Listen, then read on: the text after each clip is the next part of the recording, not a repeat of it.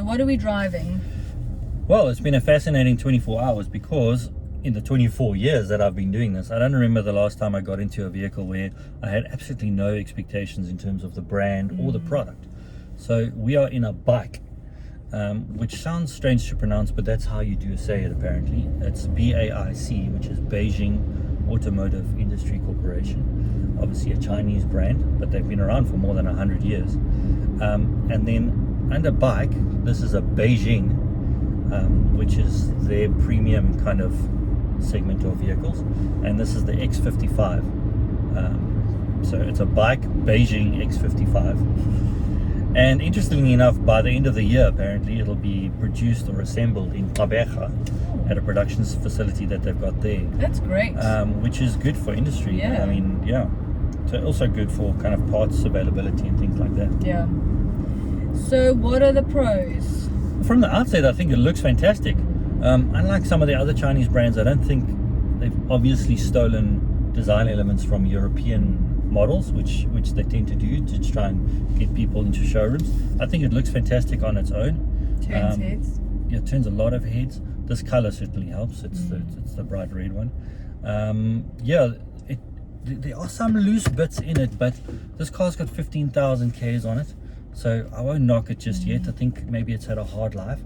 Otherwise, in general, it's got a lovely interior, it's spacious, and it's quiet. Yeah, that's what so the level of refinement is very impressive.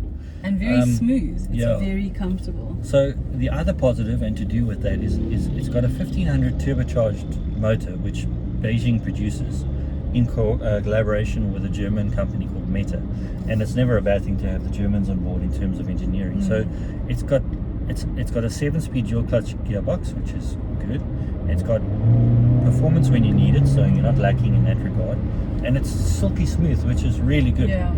The other thing to mention is BAIC has a collaboration with Mercedes-Benz in some markets, including China.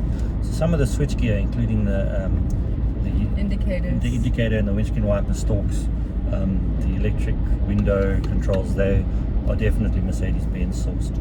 Even the starter button, I think. I was gonna say that looks Mercedes-Benz. So yeah, it's got a lot going for it, I must say. What are the cons?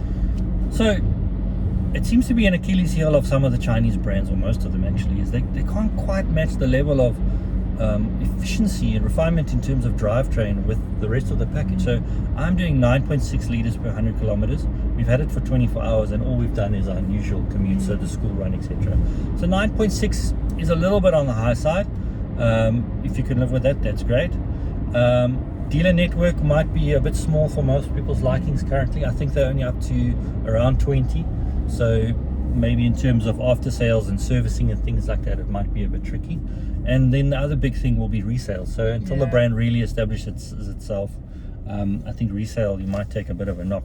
But having said that, and we'll talk about it now, value for money from the outset is really impressive. Unbelievable. Yeah. So how much is it? So this is the top of the range premium. So this is 454,000 Rand. And in the context of things, in terms of space and specification, it's really impressive. So the entry-level Dynamic starts at just under 400,000 Rand. Okay, then you don't get the leather seats, you don't get the sunroof, but you still get climate control, cruise control, the infotainment screen, which is crisp, not that easy to use, but you would get used to it. Yeah, you get a lot of in it. So yeah, 454,000 Rand, it's quite compelling. Jeez, that's amazing. Yeah. Competitors.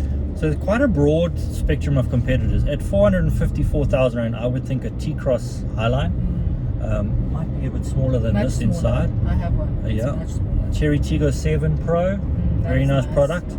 Toyota Corolla Cross, that kind of thing. So you've certainly got established rivals, and then you've got things like the Cherry and probably a Haval Jolion. Yeah, I was going to say, which are the Chinese? So you got the Cherry, the Haval Jolion, and now this. Yeah. Is the Jolion not a bit smaller? Could be. This is a big car. It's a big car. Fuel consumption's just gone down to 9.6. Well done. So it's getting better. Job. Yeah. And would you buy one? I'm torn. I didn't think I would like it as much as I do, but I do really like it. I think like the other Chinese brands, I might give it one more generation of vehicles before I'm completely sold.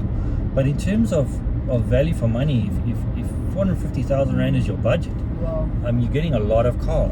And we can't talk to reliability. I mean, but by all accounts, we haven't heard terrible things. And what could really go wrong at the end of the day? Well, things could start falling apart. But no, I mean, we can only talk to what we sample up front. And up front, it's really good. Oh, and I meant to say that I like the center console. Yeah, it's a floating center console in this vehicle, so you've got out of sight storage Yeah, options. which is great. So also really good. So you wouldn't quite buy one? I don't think so it's yet. definitely worth a test drive. Definitely. And I think the fuel consumption being high outweighs the price, because it's so reasonably priced. I would kind of go, well, You mean the price outweighs the fuel I mean, consumption? whatever. Yeah. Yeah, I think it's Another great. really good Chinese Yeah, product. I mean, I'm quite blown away. Yeah. I I like to blow you away. Success. Thank Cool, you. thank you.